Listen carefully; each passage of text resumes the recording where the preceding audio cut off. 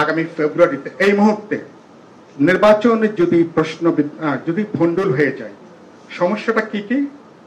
ইতিমধ্যে অভ্যুত্থানকারী দলগুলোর মধ্যে নানা প্রশ্নে বিভক্তি বিভাজন প্রতিদিন বাড়ছে, ইঙ্গিতটা খুব খারাপ।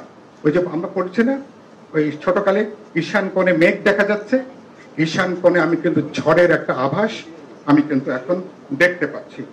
দুই হলো, ইলেকশন যদি স্থগিত হয়, যদি পণ্ড হয়ে যায়, এমনকি ফ্যাসিবাদী শক্তি বাদ দেন, অভ্যুত্থানকারী দলগুলোর মধ্যে, শক্তিগুলোর মধ্যে ভাগ বিভাজন, হিংসা এটা বাড়বে এবং এটা রাজপথে একটা সহিংস বিরোধ বৈরিতাও এটা পর্যবেসিত হওয়ার ঝুঁকিটা বাড়বে, আশঙ্কাটা বাড়বে।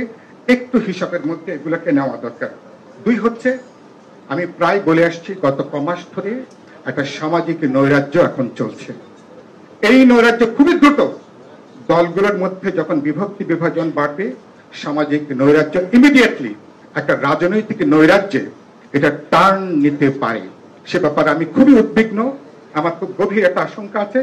এবং এ ধরনের একটা পরিস্থিতি তৈরি করবার জন্য দেশের ভেতরে, আমাদের সীমান্তের চারপাশে অনেকে কিন্তু অপেক্ষা করছেন।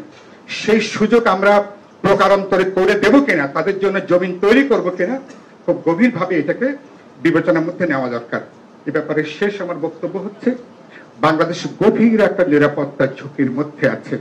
আমাদের ভেতরে রোহিঙ্গা ইস্যু নিয়ে, 3টা পার্বত্য জেলা নিয়ে এবং ভারত চারপাশে তাদের যে অনুপ্রবেশের যে চেষ্টা, তারা যে পুশিং যেটা করছে, কত লোক ভিতরে ঢুকালো, এটা গুরুত্বপূর্ণ না। গুরুত্বপূর্ণ হচ্ছে ভারত একটা রাজনৈতিক বার্তা দেবার তারা চেষ্টা করছে বাংলাদেশকে, অভ্যুত্থানকে, নতুন এই সরকারকে। তার মানে হচ্ছে যে কোনো সময় নির্বাচন বিলম্বিত হওয়া, পণ্ড হয়ে যাবার মধ্য দিয়ে পুরো অভ্যুত্থান অর্জনটা পণ্ড হয়ে যাবার আশঙ্কাটা বাড়বে।